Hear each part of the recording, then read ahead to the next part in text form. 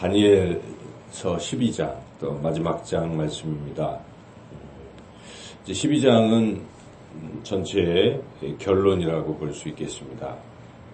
일단은 이제 10장부터 시작된 10장, 11장, 12장, 마지막 네 번째 환상에 대한 결론이라고도 볼 수 있겠고, 7장부터 시작된 네 가지 환상, 그것에 대한 전체 결론, 그리고 또한 다니엘서 전체의 결론이라고 말할 수가 있겠습니다. 이 12장에서는 크게 두 가지를 말씀하고 있는데, 이제 첫째는 지혜 있는 자가 되라 하는 그런 말씀입니다. 3절에 보면 이제 그것이 나오는데, 3절을 같이 한번 읽어보겠습니다. 지혜 있는 자는 궁창의 빛과 같이 빛날 것이요. 여기까지요. 그래서 지혜 있는 자가 궁창의 빛처럼 빛나게 될 것이다. 이 지혜 있는 자는 그럼 어떤 자인가?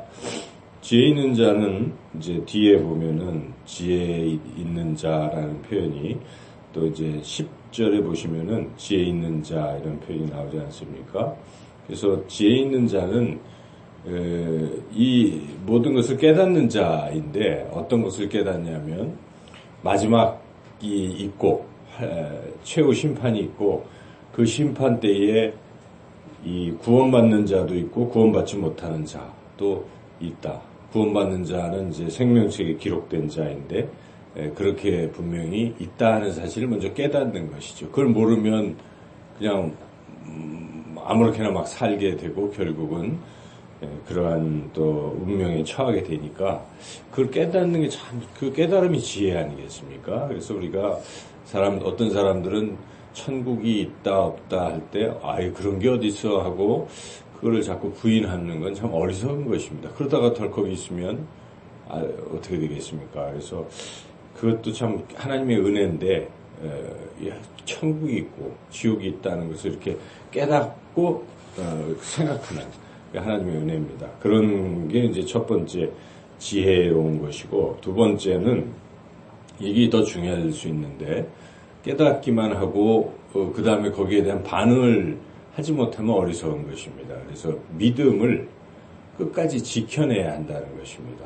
그래서 이 마지막, 특별히 지금 종말론적인 얘기를 지금 12장에서 하고 있는 것인데, 마지막 그 종말의 때까지, 그때에 핍박도 있고 환란이 있을 것인데, 그 환란을 잘 견디면서 믿음을 끝까지 지켜내야 된다. 그래야만 이 하나님 나라 갈 수 있다 하는 것이죠. 그래서 이것을 알고 지키는 자가 지혜 있는 자라 하는 것이죠.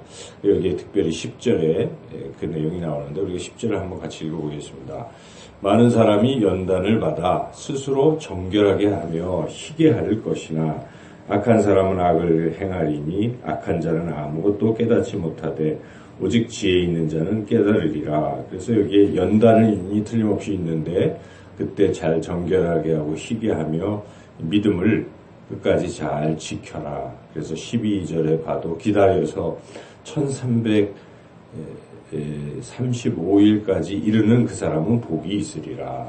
결국 이 자세한 내용을 우리가 정확히 알 수는 없어요. 이 환란, 마지막 종말의 때가 어떻게 될지. 그래서 요한계시록에 보면 전천년설, 또 후천년설, 무천년설 이런 게 있거든요. 요한계시록 20장에 1절에서 6절에 보면은 천년이라는 그 천년왕국 얘기가 나오기 때문에 그런데, 그래서 천년왕국 동안 이 시간이 지난 후에 예수님이 재림할 것인지, 이것은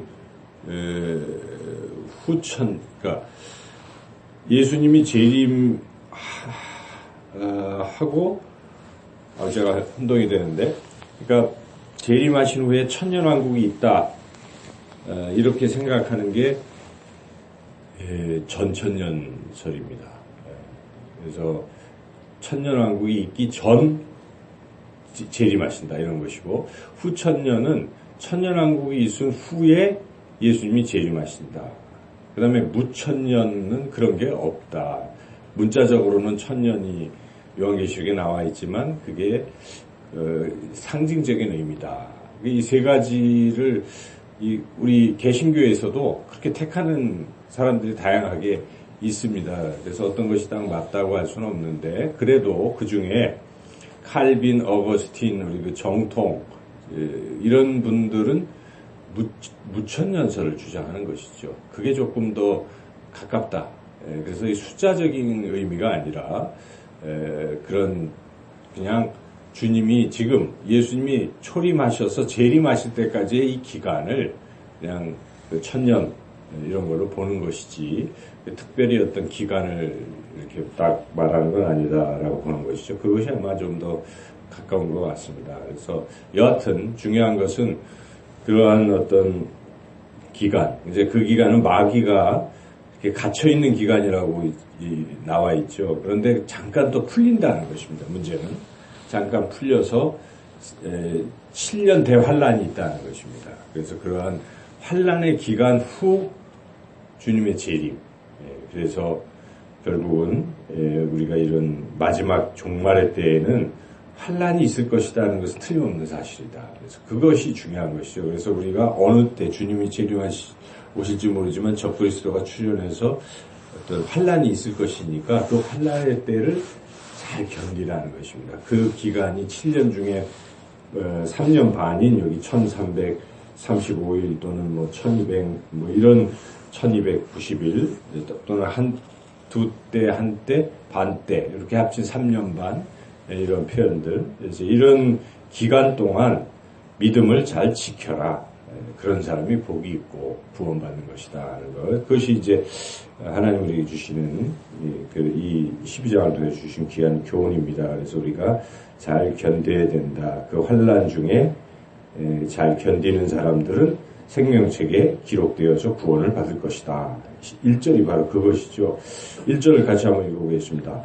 그때 네 민족을 호위하는 큰 군주 미가엘이 일어날 것이요 또 환란이 있으리니 이는 개국 이래로 그때까지 없던 환란일 것이며 그때에 내 백성 중 책에 기록된 모든 자가 구원을 받을 것이라. 그래서 이와 같이 지혜 있는 자는 환란이 있고 그 뒤에 천국이 있는 것을 알고 환란 기간 동안 믿음을 잘 지키는 사람이 지혜 있다.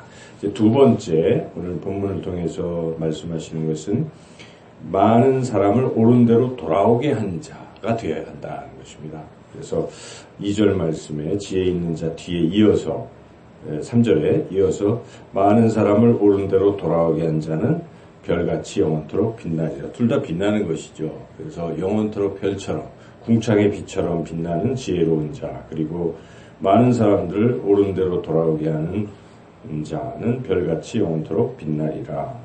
그래서 우리가 이런 사람이 되어야 된다는 것입니다. 많은 사람을 옳은 대로 돌아오게 하는 사람. 옳은 대로라는 것은 천국이죠. 하나님 계시, 하나님 품, 주님 품으로 많은 사람들을 돌아오게 한 자가 하늘의 별처럼 영원토록 빛나게 될 것이다.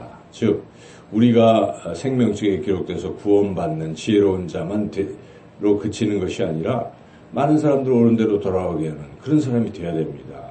더 쉽게 얘기한다면 전도하라는 것이죠. 한 사람이라도 더 주님께로 전도해야 되는 것입니다. 지금 물에 빠져서 죽어가는 사람들을 그저 바라만 보고 그냥 나 혼자만 산다는 것은 하나님 보시기에도 그건 잘못된 것 아니겠습니까? 그래서 우리가 이 땅에 지금 존재하는 이유 목적은 많은 사람들 한 사람이라도 더 주님께로 인도하는 일이겠구나 하는 것을 우리가 분명히 깨달아야 한다는 것이죠. 올 한 해 이제 2017년 또 시작되어 가고 있습니다. 우리가 올 한 해 꼭 한 생명을 주님께로 인도하는 그런 한 해가 되게 해달라고 기도하시고 또 그렇게 꼭 인도하는 우리 모두가 되시기를 주님의 이름으로 축원합니다.